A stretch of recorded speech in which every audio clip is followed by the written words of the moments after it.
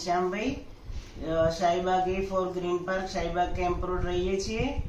મને લગભગ છેલ્લા 2-2.5 વર્ષથી નીચળમાં દુખાવો હતો તો હું ફિઝિયોથેરાપી લેતી હતી. 2-3 ડોક્ટરોની સલાહ લીધી ઓર્થોપેડિકની, પણ જગ્યા થઈ હતી તો ખ્યાલ હતો મને, પણ રાહ જોતી હતી કે વેટ એન્ડ વોચ ક્યાંક સારું લાગે. પછી વિરલભાઈ સરને, અમારા ગ્રુપમાં ઘણા 10-15 પેશન્ટ એવા હતા કે સરના ઓપરેશનથી સારું થયું અને અમારા થોડા નજીકમાં જ રહેતા હતા.